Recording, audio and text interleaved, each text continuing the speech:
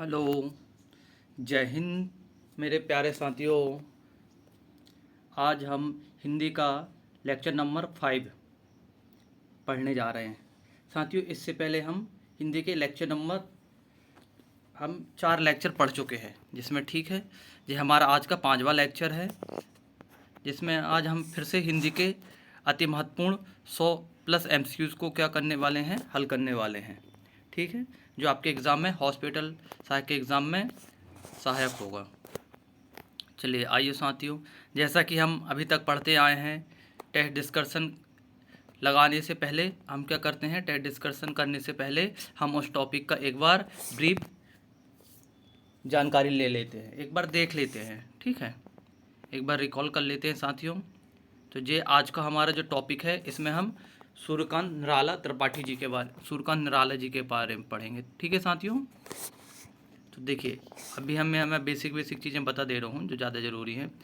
सूर्यकांत त्रिपाठी निराला का जन्म बंगाल में हुआ था। ठीक है, वे उनको मूलतः उत्तर प्रदेश का भी माना जाता है। इसके बाद औपचारिक रूप से इन्होंने संस्कृत, बांग्ला, अंग्रेजी में ज्ञान अर्जित किया। रामकृष्ण परमहंस एवं विवेकानंद के विचारों का इन पर विशेष प्रभाव था। निराला का पारिवारिक जीवन, इसे छोड़ दीजिए। निराला जी की प्रमुख रचनाएं कौन कौन सी हैं?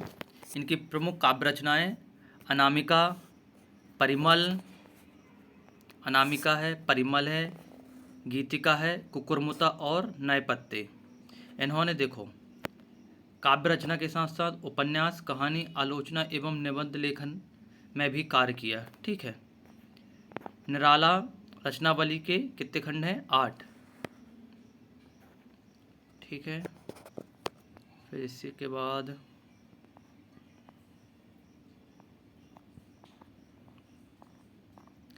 फिर से हम सूर्यकांत निराला जी के बारे में जो इस टॉपिक को पढ़ रहे हैं उसके बारे में पढ़ेंगे। उत्साह एक आह्वान गीत है जो किसको संबोधित करता है साथियों? बादल को संबोधित करता है।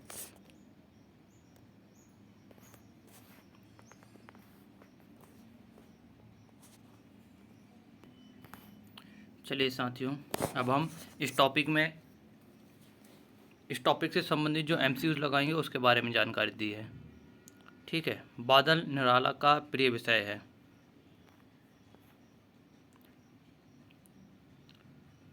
कविता में बादल एक तरफ पीड़ित व्यासे जन की आकांक्षा को पूरा करने वाला, वहीं दूसरी तरफ बादल नई कल्पना और नए अंकुर के लिए विध्वंस, विप्लव और क्रांति चेतनाओं को संभव करने वाला है। कवि जीवन को व्यापक एवं समग्र दृष्टि से देखता है। कविता में ललित कल्पना और क्रांति चेतना दोनों हैं। सामाजिक क्रांति और बदलाव में साहित्य की भूमिका महत्वपूर्ण होती है। निराला इसे नवजीवन और नूतन काव्य के संदर्भ में देखते हैं। ठीक है साथियों, अटक नहीं रही, इसमें 2 टॉपिक को एक साथ बना के दे दिया है। ठीक है, ये दोनों के क्या दे दिया इसने? व्याख्या भी दे दी साथियों। ठीक है, बादल का द्वंद्वात्मक रूप, कवि की दृष्टि या कवि का दृष्टिकोण,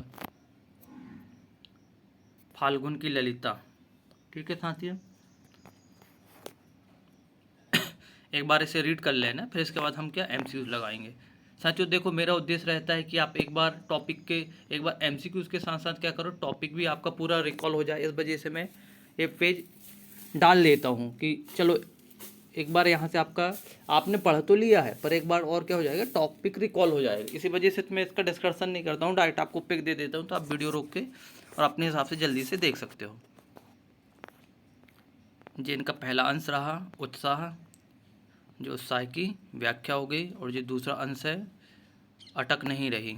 ठीक है साथियों, दोनों की व्याख्या हो गई।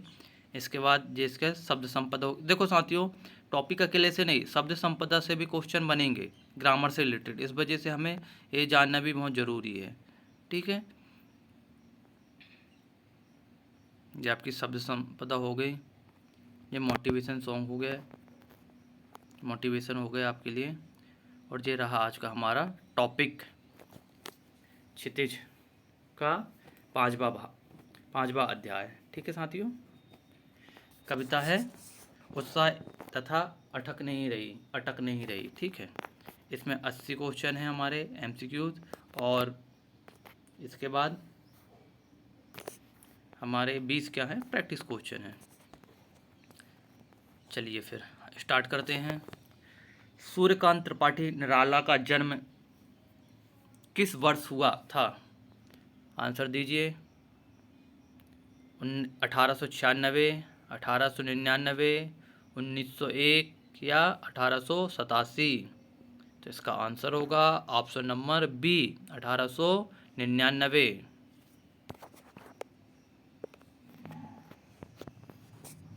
इसके बाद नेक्स्ट क्वेश्चन,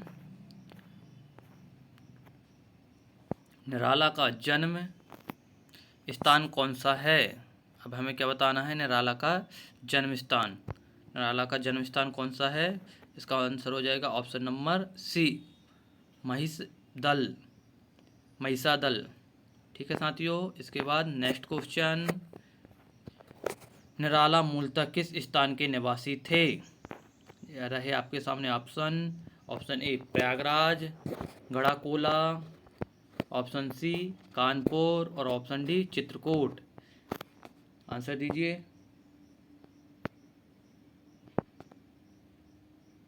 इसका आंसर हो जाएगा साथियों ऑप्शन नंबर बी, गढ़ाकोला। इसके बाद नेक्स्ट क्वेश्चन,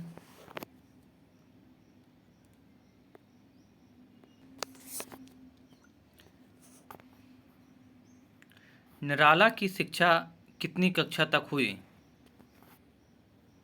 निराला जी ने कहाँ तक पढ़ा, बताइए। 5वीं तक, 8वीं तक, 9वीं या 12वीं? बताइए आंसर। कक्षा 9वीं तक, option number C. Next question, Nirala ने स्वाध्याय से कौन कौन सी भाषा सीखी? देखिए साथियों, इसमें भी दो भाषाएं हैं। ये तीसरा ऑप्शन हमें क्या अलग सा दिख रहा है ना, जैसे कि मैं अभी तक आपको क्या बताते आया हूँ, तो इसका आंसर यही होना चाहिए। ठीक है, बी है ना, संस्कृत, बांग्ला और उर्दू। मेरा ऐसा सब बताने के पीछे एक ही उद्देश्य रहता है साथियों कि आपका क्वेश्चन सही होना चाहिए, बस किसी भी तरह से कि हम गलती ना करें, कि हम और देखो चीज़ों को पहचानना सीख लें। नहीं तो कितना याद करेंगे, कितना रटेंगे। देखो जिस तीनों में क्या समानता क्या होता, अधिकतम टाइमिंग में जिनमें समानता नहीं होती वो ऑप्शन क्या होता, आंसर होता। तो देखिए इसमें कोई समानता नहीं है, ये तीनों ऑप्शन में दो है, और इसमें 3 लैंग्वेज, इस वजह से ये आंसर हो जाएगा। नेक्स्ट क्वेश्चन, निराला किस साहित्यिक आंदोलन के प्रमुख कवि थे? मतलब निराला जी किस काल के कवि थे, कहने का मतलब ये है। बताइए, क्या प्रगतिवादी थे, रहस्यवादी थे, छायावादी थे या प्रयोगवादी थे? आंसर दीजिए। तो निराला जी कौन से कवि थे? इसका आंसर होगा ऑप्शन नंबर सी, छायावाद। नेक्स्ट क्वेश्चन,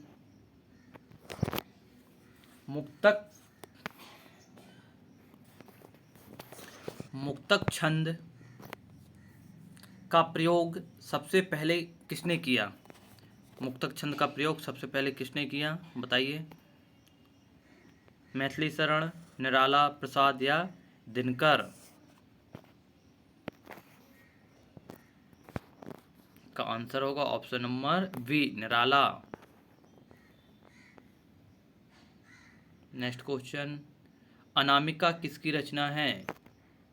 जयशंकर प्रसाद की, पंत की, निराला की या दिनकर की? चलिए साथियों, आपके लिए होमवर्क है, इन चारों कवियों के क्या बताना, आपको फुल फॉर्म बताना है। ठीक है, इनके पूरे नाम है ना। जैसे मैं बी का बता देता हूँ, सुमंत्रा नंदन पंत होगा। ठीक है, ये 3 के आपको बताना है।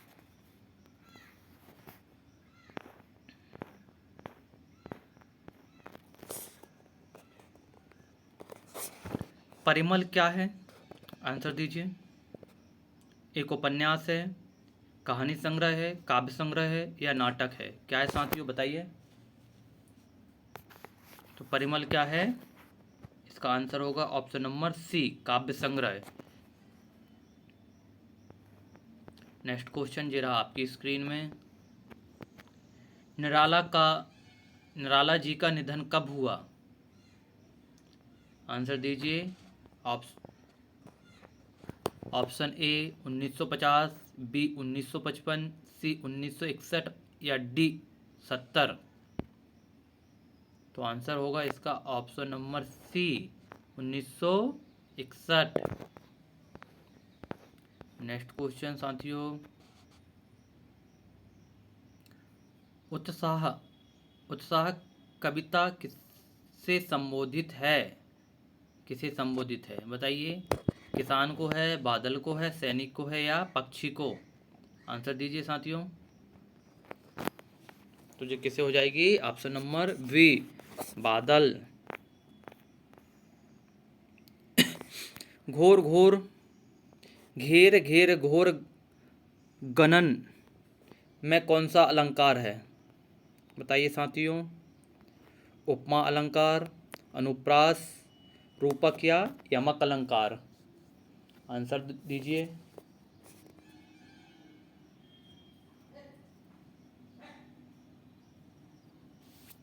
इसका आंसर हो जाएगा ऑप्शन नंबर बी, अनुप्रास अलंकार।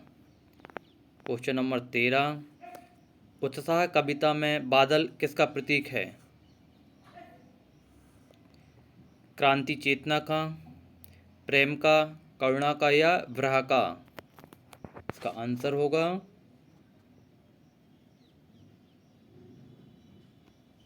साथियों, आपको भी कॉपी पेन लेके बैठना है और नोट करते जाना है कि आपके कितने क्वेश्चन सही हुए, कितने क्वेश्चन में आपसे चूक हो गई, ताकि आप उन क्वेश्चनों का एक बार फिर से क्या कर सको, रिवाइज कर सको। ठीक है, इसका आंसर हो जाएगा ऑप्शन नंबर ए, क्रांति चेतना। ठीक है साथियों।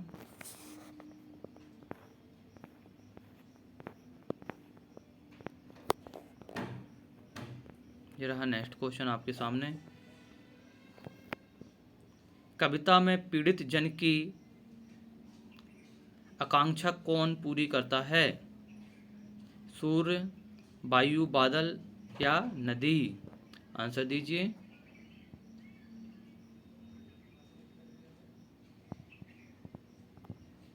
इसका उत्तर होगा ऑप्शन नंबर सी, बादल।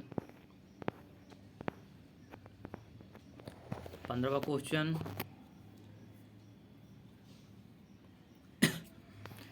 ब्रज छिपा का अर्थ है, वज्र छिपा का अर्थ है कोमलता, कठोर शक्ति, वर्षा या प्रकाश? इसका आंसर होगा साथियों ऑप्शन नंबर बी, कठोर शक्ति।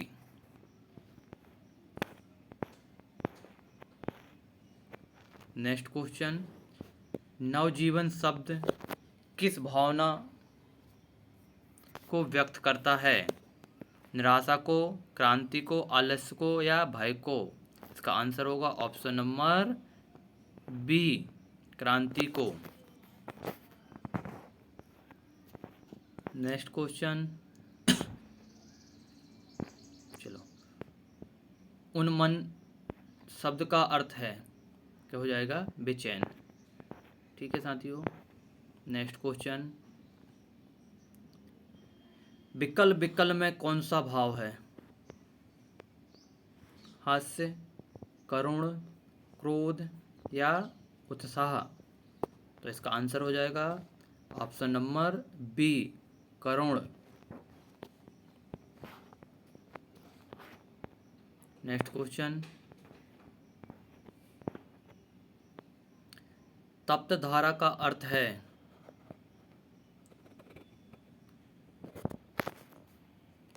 जलमन भूमि, सूखी भूमि, हरित भूमि या पर्वतीय भूमि? तप्त धारा का क्या होगा? देखो तप्त मतलब गर्मी होती है, तो इसका क्या होना चाहिए? सूखी भूमि, है ना। तो ऑप्शन नंबर बी।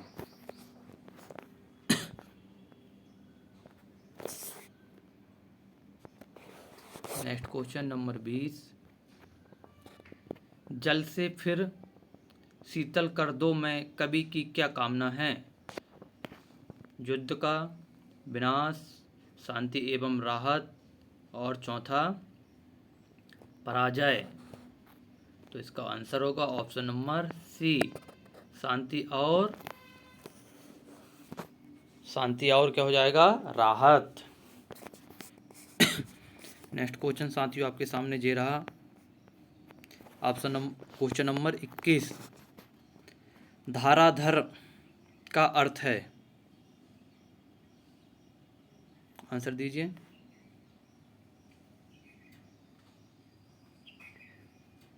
ऑप्शन पर्वतीय भूमि, बादल, नदी या बिजली। कमेंट में आंसर करना है आप लोगों को, बताइए। इसका आंसर हो जाएगा ऑप्शन नंबर बी, बादल।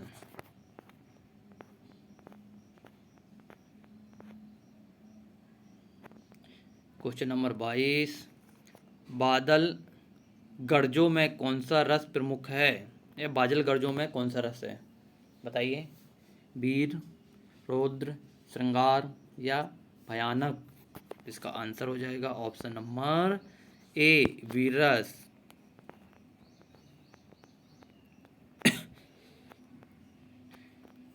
ललित शब्द किसका बोधक है?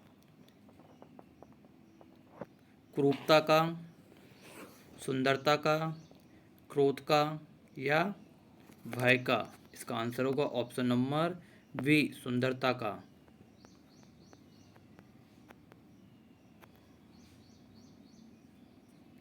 कविता में विप्लव शब्द का अर्थ है? प्रेम, शांति, क्रांति या परंपरा। आंसर दीजिए। इसका उत्तर हो जाएगा ऑप्शन नंबर सी, क्रांति। Question number 24। उत्साह कविता का मूल स्वर क्या है? प्रकृति चित्रण, क्रांति चेतना, ब्रहवेदना और भक्ति। तो इसका आंसर क्या हो जाएगा? ऑप्शन नंबर बी, क्रांति चेतना। Next question. अनंत के नभ में कौन सा अलंकार है? अनंत के नभ में कौन सा अलंकार है? मानवीकरण, उपमा, अनुप्रास या अतिशयोक्ति। तो कौन सा अलंकार है? Answer number C, option C, अनुप्रास अलंकार।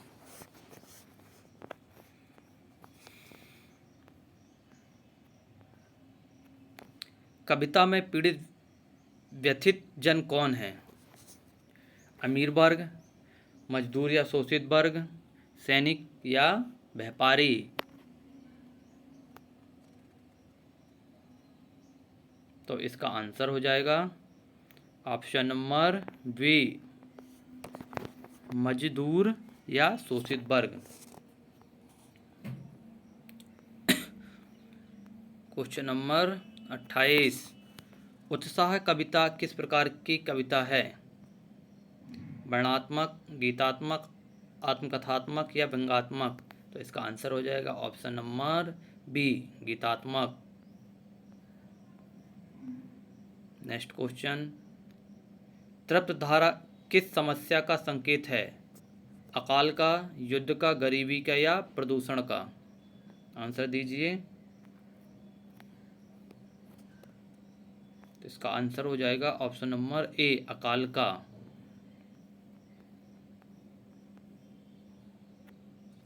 कविता में कवि किसे नवजीवन देने को कहता है? धरती को, जनता को, प्रकृति को या किसान को। किससे बोलता है साथियों? इसका आंसर होगा ऑप्शन नंबर बी, जनता को।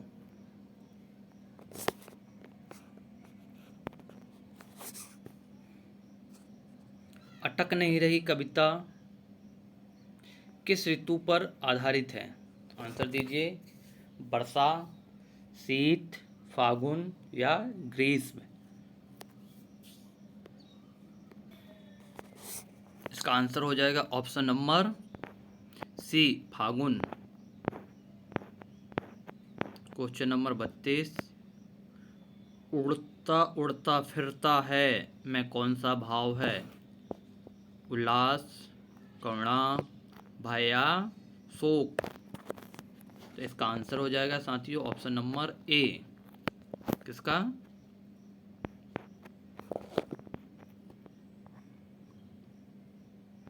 हाँ, उल्लास का। ठीक है। नेक्स्ट क्वेश्चन, फागुन की आभा किसका प्रतीक है? सौंदर्य एवं उल्लास का, दुख का, संघर्ष का या युद्ध का? तो इसका आंसर हो जाएगा ऑप्शन नंबर ए, सौंदर्य और उल्लास का। क्वेश्चन नंबर 34,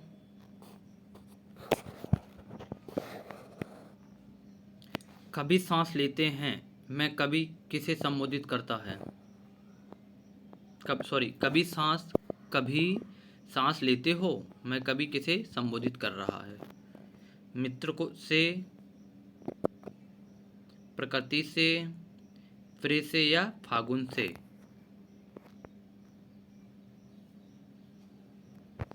आंसर दीजिए। तो इसका आंसर होगा ऑप्शन नंबर डी, फागुन से। नहीं रहा नेक्स्ट क्वेश्चन, मंद गंध पुष्प कमल में कौन सा समाज है? बताइए।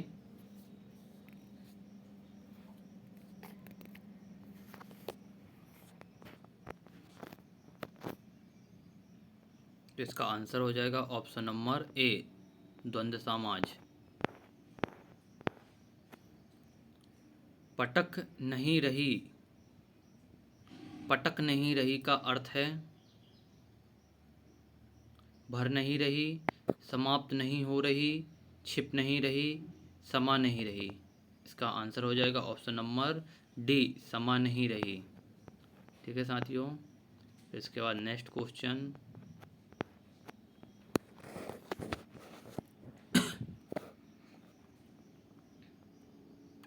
आँख फोड़ता हूँ मैं आँख हटाता हूँ मैं हट नहीं रही है मैं कौन सा भाव है? आकर्षण, क्रोध, घृणा या भय? इसका आंसर होगा ऑप्शन नंबर ए, आकर्षण। नेक्स्ट क्वेश्चन ये रहा आपके सामने, कविता में फागुन का कौन सा रूप चित्रित है?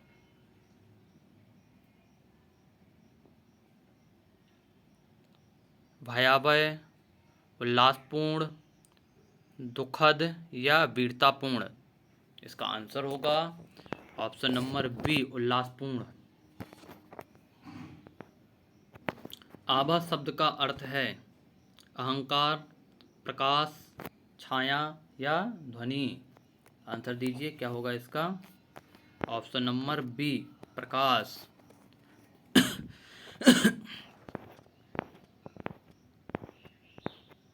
नेक्स्ट क्वेश्चन, बन बन टूटे से क्या तात्पर्य है?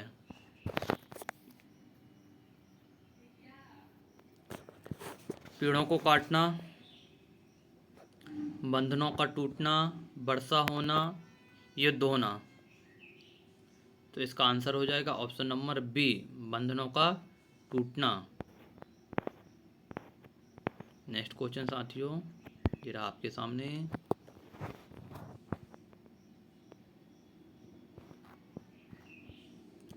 गल से दूर के देखे में कौन सा अलंकार है?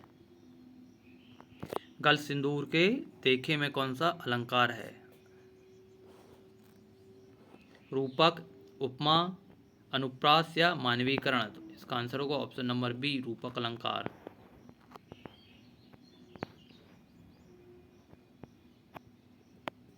क्वेश्चन नंबर 42, फूटे हैं आमों में बेर किस ऋतु का संकेत है?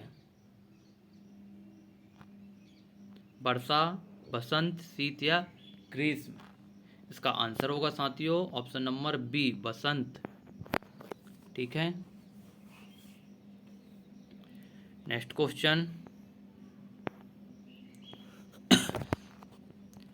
कविता में कौन सा रस प्रमुख है? करुण, वीर, श्रृंगार या हास्य? तो कौन सा रस है? श्रृंगार रस। ठीक है, नेक्स्ट क्वेश्चन, रंग गया बाग वन का आशय है प्रकृति का सौंदर्य, विनाश, सूखा या अंधकार? इसका आंसर हो जाएगा ऑप्शन नंबर बी, प्रकृति का सौंदर्य। नेक्स्ट क्वेश्चन साथियों, फाग शब्द किस पर्व से जुड़ा है? आंसर दीजिए, दीपावली, दशहरा, होली या रक्षाबंधन? तो फाग किससे जुड़ा है? तो बहुत इजी क्वेश्चन है, किससे? होली से। ठीक है साथियों, अब हम व्याकरण और अलंकार वाले क्वेश्चन लगाते हैं। ठीक है, मतलब देखिए साथियों, इस वीडियो में आपके मतलब टोटल अब इस यूनिट को दोबारा देखने की जरूरत नहीं है। आपका काव्य संरचना पूरी कवर हो गई, कवि का परिचय टोटल कंप्लीट हो गया, इसके बाद बोर्ड एग्जामिनेशन के जो क्वेश्चन थे वो भी कंप्लीट हो गए, मैंने प्रतियोगिता परीक्षा के आधार पर जो क्वेश्चन थे वो भी निकाल लिया है। हम इसी के साथ साथ इसकी व्याकरण भी हल करते जा रहे थे, मतलब इस टॉपिक से जितने क्वेश्चन बन सकते हैं हमने पूरे क्वेश्चन एक साथ ही हल कर लिए। आपको अलग से कोई क्वेश्चन देखने की जरूरत नहीं है साथियों।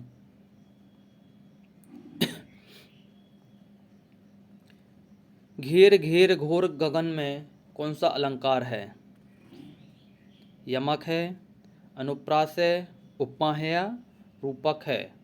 तो इसका आंसर हो जाएगा ऑप्शन नंबर बी, अनुप्रास अलंकार। क्वेश्चन नंबर 47,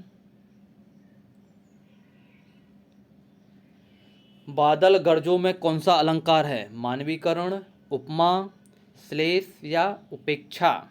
इसका आंसर होगा ऑप्शन नंबर ए, मानवीकरण।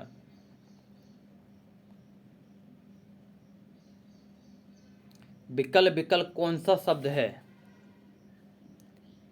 तत्सम, पुनरुक्ति प्रकाश, तद्भव या देशज? इसका आंसर हो जाएगा पुनरुक्ति प्रकाश। नेक्स्ट क्वेश्चन ये रहा साथियों आपके सामने, मंदगंध पुष्पमाला में कौन सा समाज है? मंदगंध पुष्पमाला में क्या बताना है आपको? समाज बताना है। क्या हुआ? दिगु समाज है, बताइए क्या दिगु समाज है, द्वंद्व समाज है, कर्मधारय समाज है या अव्ययीभाव समाज है? तो कौन सा समाज है साथियों बताइए? इसका आंसर हो जाएगा ऑप्शन नंबर बी, द्वंद्व समाज। नेक्स्ट क्वेश्चन, जल से फिर शीतल कर दो काव्य किस भाव को प्रकट करता है? आदेश को, विनम्रता को, क्रोध को या संदेह को? इसका आंसर होगा ऑप्शन नंबर बी, विनती को। नेक्स्ट क्वेश्चन ये रहा आपके सामने, उन्मन का विलोम होगा, उन्मन का विलोम क्या होगा साथियों बताइए? उदास, प्रसन्नचित्त, चिंतित या दुखी? तो इसका आंसर क्या हो जाएगा?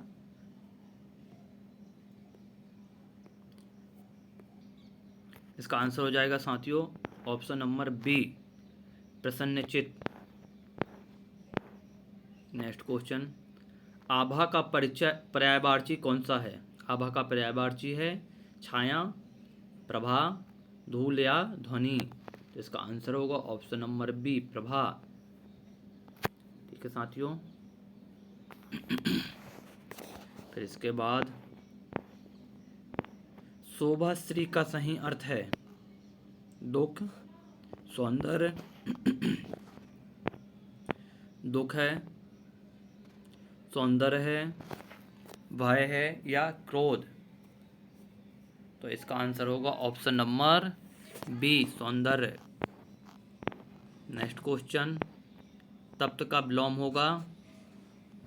देखो यहाँ पर फिर आप ऑप्शन से निकाल सकते हो, गर्म, कठोर और उष्ण। तीनों की प्रकृति क्या होती है? सेम, है ना। और ये चौथा ऑप्शन जो है, इसकी प्रकृति क्या है? शीतल। और तप्त मतलब भी क्या होता है? गर्म, है ना। तो इसका विलोम मतलब विपरीत क्या हो जाएगा? शीतल। ठीक है साथियों। और जो बाकी के जो तीन ऑप्शन है ना, ये वाले, जिसका क्या है? पर्यायवाची शब्द हैं। ठीक है।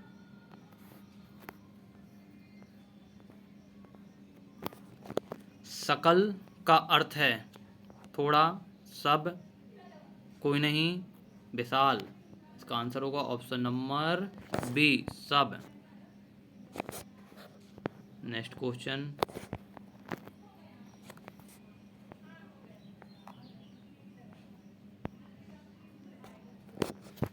उत्साह कविता में बादल का दूत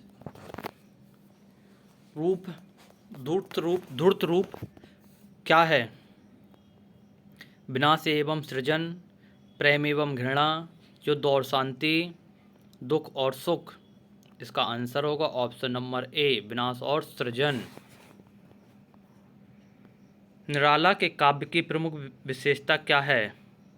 केवल प्रकृति का चित्रण, विरोधी चेतना, हास्य शैली, धार्मिकता। आंसर होगा ऑप्शन नंबर बी, विद्रोही चेतना। नेक्स्ट क्वेश्चन, नवजीवन शब्द किस विचारधारा से संबंधित है? नवजीवन शब्द किस विचारधारा से संबंधित है साथियों? क्रांतिकारी चेतना, भक्तिवाद, रहस्यवाद या श्रृंगारवाद। इसका आंसर होगा ऑप्शन नंबर ए, क्रांतिकारी चेतना। अटक नहीं रही कविता में कवि की मना स्थिति क्या है?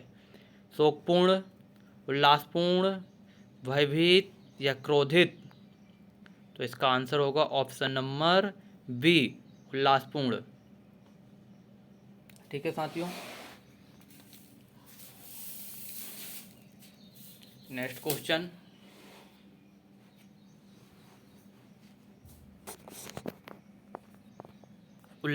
उत्साह कविता का केंद्रीय भाव क्या है? प्रेम, प्रकृति पूजा, सामाजिक परिवर्तन या विरह। इसका आंसर क्या होगा साथियों? ऑप्शन नंबर सी, सामाजिक परिवर्तन। इसके बाद नेक्स्ट क्वेश्चन साथियों ये रहा आपके सामने, वज्र छिपा में कौन सा भाव निहित है? कोमलता में शक्ति, प्रेम में दुख, प्रकृति में भय और करुणा में निराशा। इसका आंसर होगा ऑप्शन नंबर ए, कोमलता में शक्ति। इसके बाद नेक्स्ट क्वेश्चन, उत्साह कविता में कवि किस परिवर्तन की आकांक्षा करता है? धर्म की, सामाजिक, आर्थिक एवं राजनीतिक। तो इसका आंसर होगा ऑप्शन नंबर बी, सामाजिक। नेक्स्ट क्वेश्चन, फागुन की तन का आशय है फागुन की सुंदरता, फागुन की गर्मी, फागुन की वर्षा, फागुन का दुख। इसका आंसर होगा ऑप्शन नंबर ए, फागुन की सुंदरता। आँख हटाता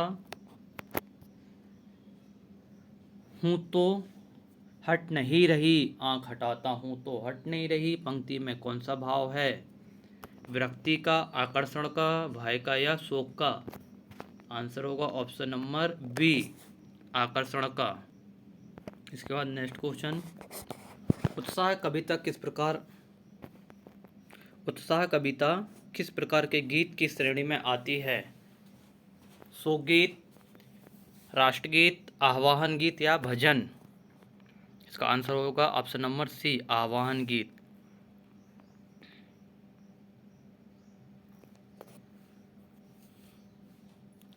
क्रांति चेतना का सर्वाधिक प्रभाव किस कविता में है?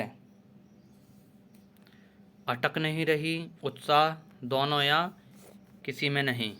इसका आंसर होगा ऑप्शन नंबर बी, उत्साह।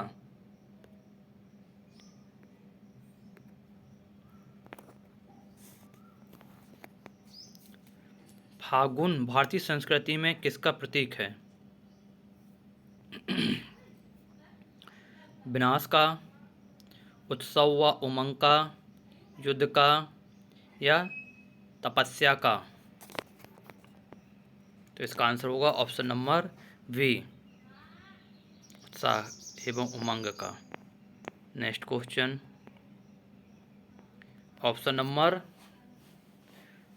नेक्स्ट क्वेश्चन है, उत्साह कविता में जल किसका प्रतीक है? क्रोध का, शांति एवं जीवन का, मृत्यु का या दुख का। तो बताइए, इसका आंसर होगा ऑप्शन नंबर बी, शांति एवं जीवन का। नेक्स्ट क्वेश्चन है साथियों, निराला शब्द का अर्थ है सामान्य, अद्भुत, क्रोधित, दुखी। तो निराला का अर्थ क्या होगा? अद्भुत या अलग। अटक नहीं रही है कविता में प्रकृति का कौन सा पक्ष उभरता है? विनाशकारी, सौंदर्यमय, भयावह और रहस्यमय। तो कौन सा पक्ष उभरता है? सौंदर्यमय। विप्लव का पर्यायवाची है शांति, क्रांति, करुणा या संघर्ष। तो इसका आंसर होगा ऑप्शन नंबर बी, क्रांति।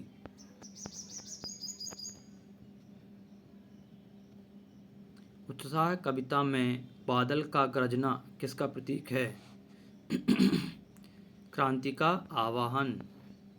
नेक्स्ट क्वेश्चन है साथियों, फागुन में होली मची ठोर ठोर पंक्ति किस भाव को व्यक्त करती है?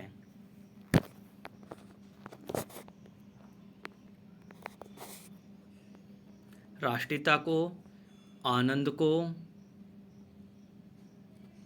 करुणा को या भय को। इसका आंसर हो जाएगा ऑप्शन नंबर बी, आनंद को। उत्सव कविता में कवि जनता को क्या देना चाहता है? धन, नवचेतना, शिक्षा या शासन। बताइए, इसका आंसर हो जाएगा ऑप्शन नंबर बी, नवचेतना। नेक्स्ट क्वेश्चन, अटक नहीं रही कविता का मूल उद्देश्य क्या है? प्राकृतिक सौंदर्य का चित्रण, सामाजिक विद्रोह, करुणा व्यक्त करना, धार्मिक संदेश देना। इसका आंसर होगा ऑप्शन नंबर ए, प्रकृति सौंदर्य का चित्रण। घोर गगन में प्रयुक्त विशेषण है। घोर है, गगन है, घेर, बादल। इसका आंसर होगा ऑप्शन नंबर ए, घोर। शीतल शब्द का पर्यायवाची है उष्ण, ठंडा, कठोर, भारी। आंसर होगा ऑप्शन नंबर बी, ठंडा। उत्साह कविता में प्रयुक्त भाषा कौन सी है? ब्रज, अवधी, खड़ी बोली, भोजपुरी। आंसर होगा ऑप्शन नंबर सी, खड़ी बोली। अटक नहीं रही है कविता में कौन सा रस प्रधान है? वीर रस, श्रृंगार रस, करुण रस, रौद्र रस। आंसर होगा ऑप्शन नंबर बी, श्रृंगार रस। उत्साह और अटक नहीं रही दोनों कविताओं का समान पक्ष क्या है? पहला, प्रकृति चित्रण, वीरता, धार्मिकता, व्यंग्य। आंसर होगा ऑप्शन नंबर ए, प्रकृति चित्रण साथियों। इसके बाद देखिए साथियों, ये हो गए हमारे 80 क्वेश्चन एमसीक्यूज जो मुझे करवाना था। इसके बाद साथियों अब 20 आपके लिए क्या है, प्रैक्टिस क्वेश्चन, जिसके आंसर लास्ट में आपको मिल जाएंगे, परंतु आपको कॉपी पेन रख के नोट करना है, ताकि ये आपका क्या यहीं की यहीं प्रैक्टिस हो जाएगा। देखो साथियों, मेरा टोटली उद्देश्य है कि एक ही वीडियो में आपका सब कुछ कवर हो जाए, मतलब एक ही वीडियो में आपका टॉपिक भी कवर हो जाए, टॉपिक की थ्योरी भी कवर हो जाए। इसी वजह से मैंने पहले PDF डाल दी, थ्योरी के साथ साथ MCQ लगवा दिया, ताकि आपका रिकॉल हो जाए। उसके बाद अंतिम में फिर मैंने प्रैक्टिस क्वेश्चन भी दे दिया, ताकि आपने जो पढ़ा है उसे आप एक बार फिर से पुनः अवलोकन कर सकें। इसके आंसर आप अपनी कमेंट में दीजिए, या कॉपी पेन में कमेंट में भी दीजिए और कॉपी पेन में नोट करते जाइए। उसके बाद फिर बाद में आंसर मिलाइए कि 20 क्वेश्चन में से आपके कितने क्वेश्चन सही निकले, और फिर उसमें आंसर कमेंट में करके मुझे बताइए साथियों कि आपके प्रैक्टिस क्वेश्चन कितने सही निकले। और साथियों हो सके तो गलत क्वेश्चन का क्वेश्चन नंबर डाल देना। देखिए हम जितनी प्रैक्टिस करेंगे ना, चीज़ें हमें उतनी ज़्यादा टाइम तक याद रहेंगी। इसी वजह से मैं ये सब बोलता हूँ साथियों। आप अगर क्वेश्चन को नोट करोगे तो हमें पता चल जाएगा कि हमारी गलतियाँ कहाँ हो रही हैं। ठीक है, चलिए अब हम प्रैक्टिस क्वेश्चन लगाते हैं।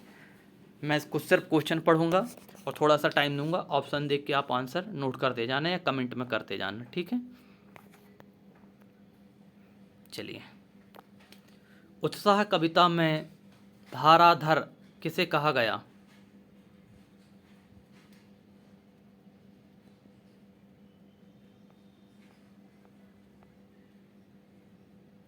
अटक नहीं रही कविता किस ऋतु की मग्नता को व्यक्त करती है?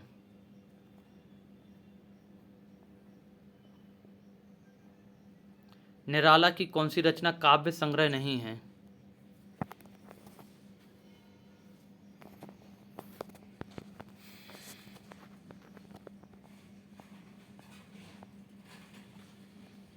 विकाल विकाल में कौन सा अलंकार है?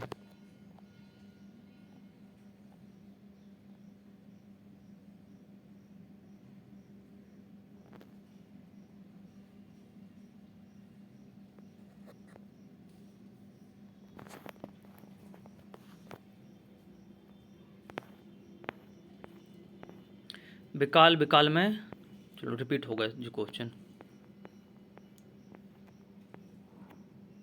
फूटे हैं आमों में बेर किसका संकेत है?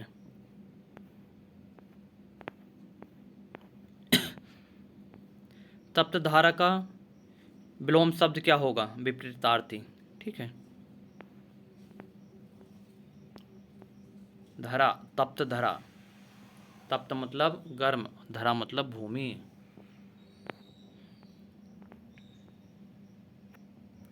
उत्साह कविता में कवि किसे जगाना चाहता है?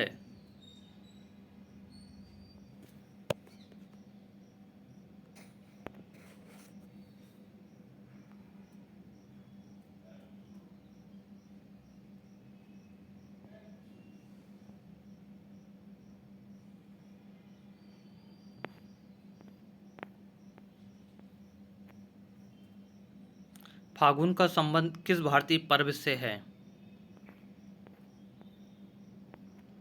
अटक नहीं रही है कविता में कौन सा रस है? कौन सा रस प्रधान है?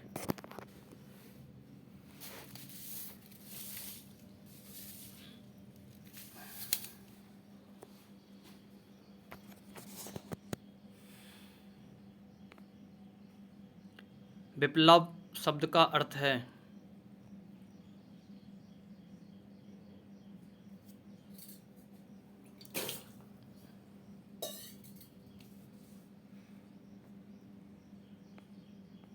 निराला ने किस छंद को विशेष रूप से अपनाया?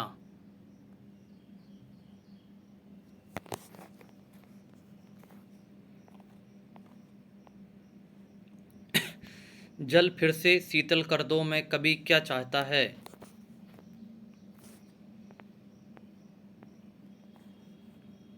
आभा का पर्यायवाची।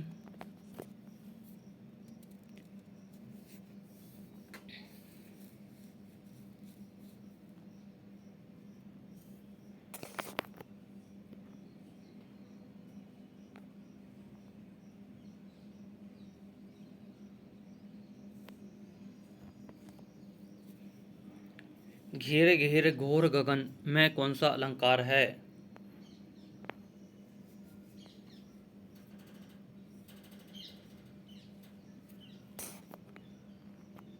उन्मन शब्द का सही अर्थ है?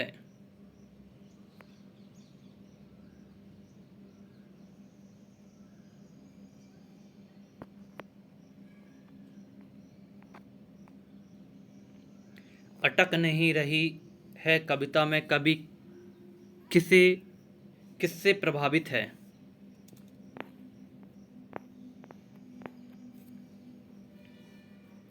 उत्साह कविता का स्वर कैसा है?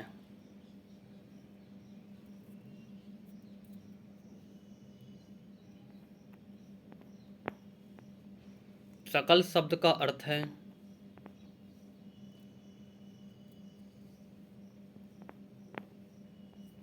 बादल गरजो में कौन सा भाव है?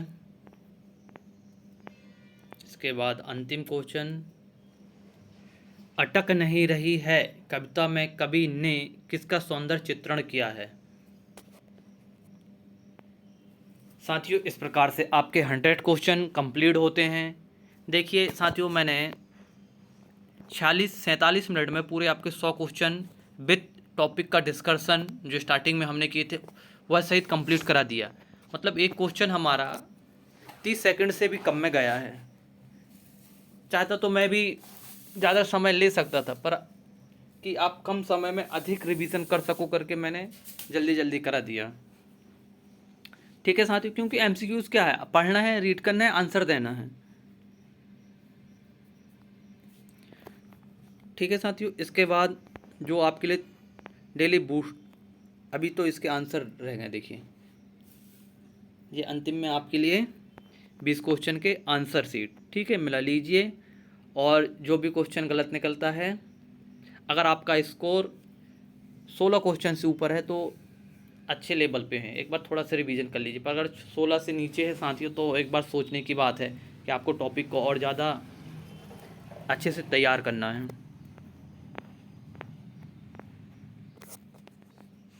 लीजिए, ये रहे पूरे 100 क्वेश्चन के आंसर आपके लिए। फिर इसके लिए बूस्टर सीरीज जो हम थोड़ा बहुत करते हैं, देखिए क्वेश्चन मैंने, ठीक है, नल और टंकी से संबंधित क्वेश्चन है। ठीक है साथियों, एक भर रहा है, एक खाली कर रहा है, ठीक है। तो टंकी की क्षमता बराबर क्या होता है, कार्य। मैंने अभी सिर्फ जो बूस्टर सीरीज के लिए दे दिया, एक बार देख लीजिए। जब मैं गणित पढ़ाऊंगा तो इन सबको एक बार अच्छे से डिस्कस करूंगा। ठीक है, कार बराबर दर कार बटे समय होगा, है ना। इसका इसने थोड़ा सा गलत लिख दिया है, इस प्रकार से। चलो मैं इसे एक्सप्लेन कर ही देता हूँ, एक बार देख लीजिए आप, है ना, थोड़ा सा समय लगेगा। देखिए साथियों, हम इसे यहाँ पर समझ लेते हैं। देखो, नल ए एक टंकी को 10 घंटे में भरता है, नल बी उसी टंकी को कितने घंटे में भरता है, 20 घंटे में भरता है। तो दोनों टंकियों को एक साथ हम क्या, दोनों नल को एक साथ चालू कर दें तो टंकी कितने समय में भरेगी, हमें यह बताना है। ठीक है साथियों, देखिए एक सेकंड मैं आपको समझा दे रहा हूँ यहीं पर। इस प्रकार के क्वेश्चनों को हल करने से पहले हम क्या लेते हैं साथियों, पहले दोनों संख्याओं का क्या लेते हैं हमें, देखो पहले क्या लेते हैं कि जब हम इसे कॉमन करेंगे तो अभी हमें क्या दिया, इसने समय दिया, देखो समय दिया है। इस प्रकार के क्वेश्चन में देखो 3 चीज़ होती हैं, एक होता है कार्य, है ना, एक सेकंड साथियों, बस एक सेकंड, थोड़ा सा मैं यहीं पर इसी के ऊपर लिख दे रहा हूँ, आप समझ लीजिए, ठीक है। देखो, एक होता है क्या,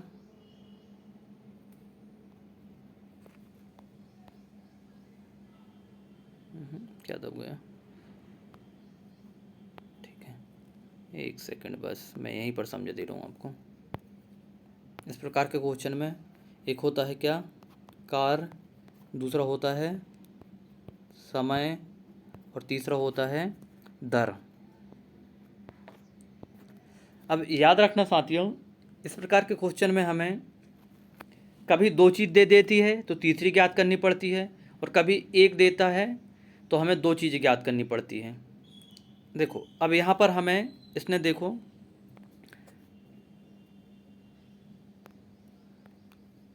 इस क्वेश्चन में इसने हमें समय दिया है, ठीक है, और एक सेकंड, 10 घंटे में बढ़ती है। इस क्वेश्चन में हमें, इस क्वेश्चन ने हमें क्या क्या दिया है, अरे यार एक सेकंड साथियों, बस थोड़ा सा दीजिए मुझे, पूरे ही मिट गए वो, समझा देता हूँ आपको। इसमें इसने हमें कार्य दिया होता है, दर, और क्या रहता है, समय।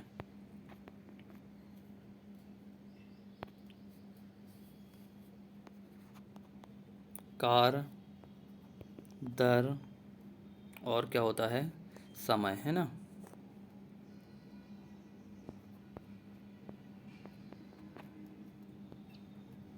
ठीक है साथियों, देखो अब यहाँ पर हम देखते हैं, आपके सामने जो फॉर्मूला है, जैसे कि अगर मैं बोलूँ तुमको कि तुमको 10 किलोमीटर की दूरी, 10 किलोमीटर की दूरी पैदल चलना है, और आपकी गति 1 घंटे में 2 किलोमीटर चलने की है, तो आप 10 किलोमीटर कितने घंटे में चलोगे, तो क्या हो जाएगा, दर बराबर, मतलब 1 घंटे में आप 2 किलोमीटर चल रहे हैं, वो क्या है, आपकी दर है। आप 1 घंटे में कितने किलोमीटर चल रहे हैं, 2 घंटे, वो क्या है, आपकी दर। आपको चलना कितना है, वो क्या है, ये आपका कार्य है ना। देखो यहीं पर समझा दे रहा हूँ मैं, लिखने में क्या थोड़ी सी प्रॉब्लम जा रही है। और मैंने पूछा कि अब आपको कितना समय लगेगा, देखो आप 1 घंटे में 2 किलोमीटर चल रहे हो, आपको टोटल दूरी कितनी है, आप 1 घंटे में कितने चल रहे हो, आपकी दर क्या है, 2 किलोमीटर, ठीक है। आप बराबर, देखो आपकी दर कितनी है, आपकी दर है 2 किलोमीटर, आपको चलना कितना है,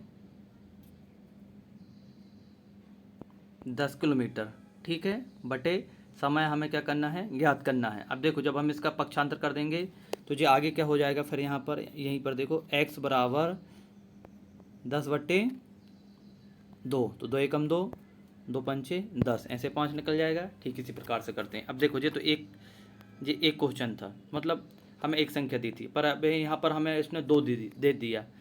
जब दो संख्या देता है तो हम यहाँ पर क्या करते हैं,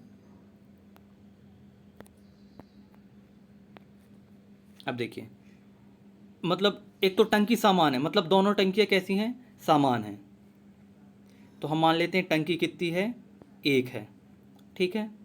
अब पहली टंकी तो 10 गुणित 1 बराबर कितना हो जाएगा, 10, ठीक है। दूसरी टंकी तो 1 गुणित 20 बराबर कितना हो जाएगा इसका, 20। अब देखो साथियों, टंकी का आकार तो बराबर है, पर नल ए जो है वो 10 घंटे में भर रहा है, और नल बी जो है वो कितने घंटे में भर रहा है, 5 घंटे में भर रहा है, वो सॉरी 20 घंटे में भर रहा है। तो हम ये दोनों संख्याओं का क्या लेंगे, एलसीएम लेंगे, जो इसने यहीं पर इसने क्या हल करके बता दिया। देखो तो 10 और 20 का एलसीएम कितना हो जाएगा, 20। अब ये एलसीएम आपको मैं बाद में जब पढ़ाऊंगा तब समझा दूंगा, ठीक है साथियों। एलसीएम की परिभाषा भी बता दे रहा हूँ कि वह छोटी संख्या जो दी गई संख्याओं से पूर्णतः विभाजित हो जाए, ठीक है। वह छोटी संख्या जो दी गई संख्याओं से पूर्णतः विभाजित हो जाए। तो देखो 20 सबसे छोटी संख्या है, इसका एलसीएम कितना होगा, 40 होगा, इसके बाद 60 होगा, मतलब 20 के सभी गुणज होंगे, ठीक है। इतना समझ में आ गया। अब देखो, अब हमें समय भी पता है और हमें क्या पता है, अब हमें समय भी पता है और टंकी का आकार पता है। मतलब टंकी का आकार कितना है 20, ठीक है, और समय कितना ले रहा है 10 घंटे। तो हम अब इसकी क्या निकाल लें, दर। जब हम दर निकालेंगे साथियों तो देखो पहले की दर कितनी आ जाती है 2, ठीक है, मतलब कि वो 1 घंटे में 2 लीटर पानी डाल रहा है, ठीक है। और दूसरे की दर कितनी आ जाती है 1, मतलब वो 1 घंटे में कितने लीटर पानी डाल रहा है, 1 लीटर पानी डाल रहा है, ठीक है साथियों। और टोटल मिला के कितना हो जाता है कि अगर दोनों बोलें कि ए प्लस बी 1 घंटे में कितना डाल रहे हैं साथियों, तो ये कितना हो जाएगा 1 + 2 = 3, मतलब दोनों 1 घंटे में कितना पानी डाल रहे हैं 3 लीटर। तो अपन को अब टोटल टंकी कितनी भरनी है, मतलब जब हम समय ज्ञात करेंगे तो देखो कितना करेंगे, कितना हो जाएगा साथियों, तो दोनों का समय मिला के कितना हो जाएगा, कुल टंकी तो कितनी हमारी 20 है, और टोटल पानी कितने लीटर भरना है, 1 घंटे में कितना पानी भर रहे हैं हम 3 लीटर। तो यही हमारा आंसर हो जाएगा। ऐसे मैं ब्लैंक पेज में समझाता तो थोड़ा सा और अच्छे से समझ में आता, ठीक है। इसी प्रकार से नेक्स्ट क्वेश्चन कि भाई एक नल ए 10 घंटे में भरता है और नल बी 20 घंटे में 40 घंटे में खाली करता है, ठीक है साथियों। अब इसका देखो इसमें माइनस हो जाएगा, देखो ए 10 घंटे में भरता है और बी 40 घंटे में खाली करता है, तो दोनों का कार्य बताइए, ठीक है साथियों। एक चीज़ याद रखिए साथियों, ऐसे क्वेश्चन में जिसमें समय कम लगता है उसकी दर अधिक होती है, ठीक है, और जिसमें समय ज़्यादा लगता है उसकी दर कम होती है। तो देखो हम 10 और 40 का एलसीएम लेंगे तो आंसर वो एलसीएम कितना आ जाएगा 40 आ जाएगा, है ना। तो ए की क्षमता कितनी हो जाएगी 4 और बी की क्षमता कितनी हो जाएगी 3। परंतु जब हम देखो मैं जैसे कि 1 घंटे में मैंने 4 लीटर पानी डाला, समझना एक मोटी बात, 1 घंटे में मैंने 4 लीटर पानी डाला और क्या हुआ कि मेरा नल की जो वो थी ना बॉल थी वो खुली थी, है ना। टंकी में हमने ऊपर से 4 लीटर पानी भरा पर नल की बाल खुली थी, वो थोड़ा थोड़ा टपक रहा था, तो 1 घंटे में कितना पानी निकल गया 1 लीटर पानी निकल गया, तो इसके अंदर कितना बचा 3। तो कुल टंकी में 1 घंटे में कितना पानी भरा है साथियों 3 लीटर, ठीक है। तो अपन बोल सकते हैं कि भाई दोनों का काम 1 घंटे में कितना हुआ 3 लीटर, वो सॉरी 3 हो गया। अब इसी प्रकार से जब अपन इस क्वेश्चन को हल करेंगे तो भैया अगर दोनों नल एक साथ चालू हैं तो टंकी भरने में कितना समय लगेगा 40/3, यही आपको बताना था, ठीक है। ये देखो इसी प्रकार से आप इन क्वेश्चनों को हल कर लीजिए। जब हम गणित अकेले ही हल करेंगे साथियों तो तब मैं एक बार बहुत अच्छे से समझाऊंगा। क्या गणित में थोड़ा सा ज़्यादा टाइम लग जाता है, फिर वीडियो लंबी हो जाएगी तो आपको लगेगा कि वीडियो का बहुत ज़्यादा टाइम हो गया। सेम कहानी ये है। अब इसमें 3 नल हैं, देखो 2 भर रहे हैं और एक क्या कर रहा है खाली कर रहा है। चलो ये वाले को भी बता देता हूँ, थोड़ा सा समझा देता हूँ। देखो सेम इसी प्रकार से जैसे हमने दूसरा की हल किए वैसे ये तीसरा भी हल हो जाएगा, सेम इसी प्रकार से ये भी हल होगा। अब यहाँ पर देखिए 1 घंटे में एक चालू है और दूसरा बंद है, तो देखो बारी बारी से होते हैं। मतलब पहले घंटे में मैंने क्या होगा, पहले घंटे में मैंने 2 लीटर पानी डाला पहले घंटे में 2 लीटर पानी डाला और दूसरे घंटे में 1 लीटर पानी निकल गया, मतलब दोनों घंटे में कितना पानी बचा, कुल मिला के 40 पानी बचा, ठीक है। अब मुझे कितना भरना है 20 लीटर पानी भरना है साथियों, है ना।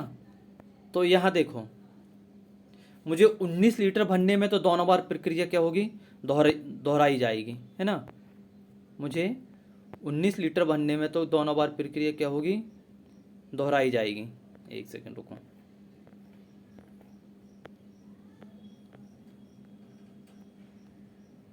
एक इकाई, है ना। 19 लीटर तक भरने में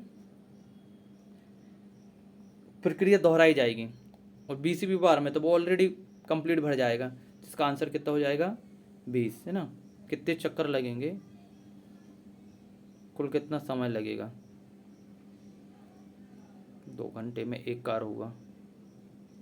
तीसरी बार में तो फुल ही हो गए ना, तो 39 आंसर होगा ना। यहाँ पर 40 कैसे होगा, मिस्टेक कर दिया, यहाँ पर 39 आंसर होगा ना। देखिए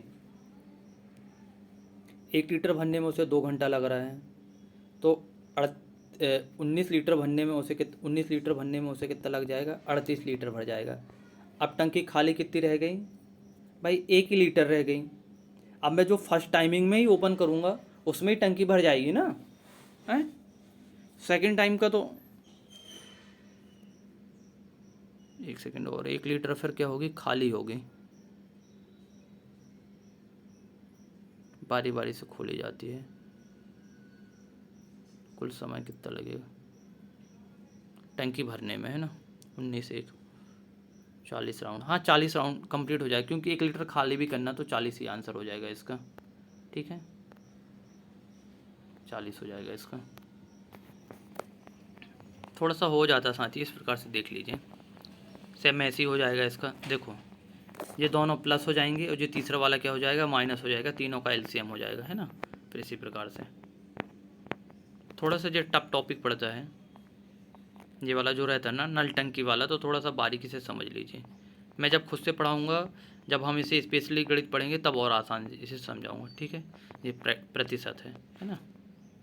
किसी भी कोई भी संख्या अपने आप में क्या होती है, हमेशा 100 होती है ना। कितने परसेंट होती है, कोई भी संख्या अपने आप में 100% होती है। मैं जैसे यहाँ पर मैं बोलूँ 80 का 100% कितना होगा, तो 80 होगा। 80 का 100% कितना होगा, 80 होगा। ठीक है, इसी प्रकार से जी आपके सामने रहे 5 प्रैक्टिस क्वेश्चन। चलो मैं एक हल करके बता दे रहा हूँ कि 40 का 50% बताना है। तो मैं सबसे पहले यहाँ पर क्या करूँगा, यहाँ पर 100 का मल्टी करूँगा। ठीक है, 1 सेकंड रुको, मुझे क्या बताना है, 40 का प्रैक्टिस क्वेश्चन, 40 का 50%। ठीक है, प्रैक्टिस क्वेश्चन इसने अधूरा कैसे लिख के दे दिया, 40 का 50% प्रैक्टिस क्वेश्चन।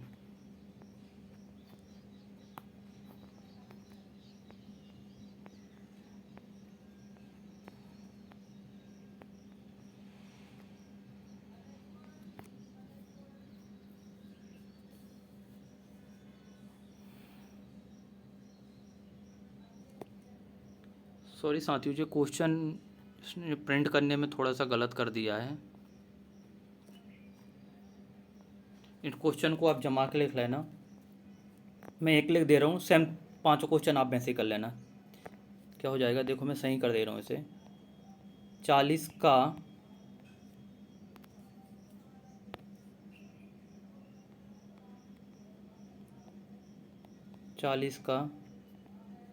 50% याद करो।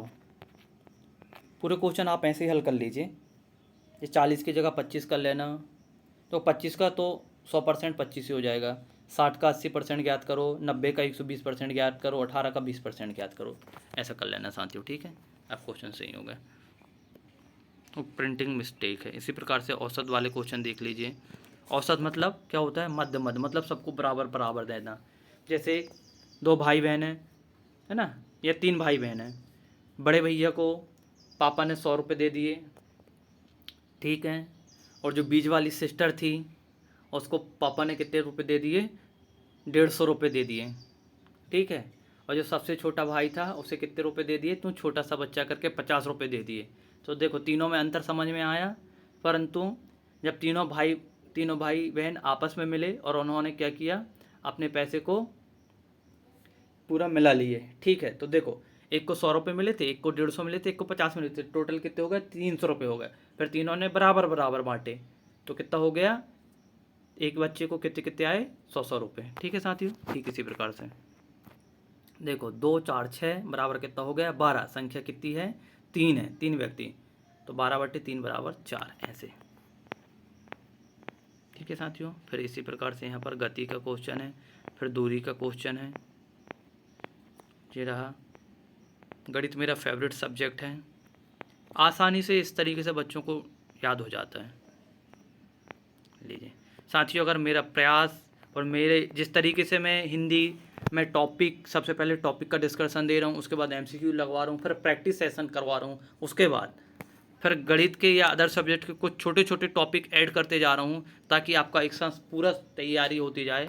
मेरा प्रयास अगर आपको सही लगता है या फिर इसमें कुछ परिवर्तन करना चाहिए तो आप अपना सुझाव दीजिए तथा अपना सहयोग बनाए रखिए, और मेरे वीडियो को लाइक कीजिए, कमेंट कीजिए, शेयर कीजिए तथा वीडियो को, मेरे चैनल को सब्सक्राइब कीजिए। ठीक है साथियों, मिलते हैं अब हम नेक्स्ट वीडियो में। जय हिंद, जय भारत।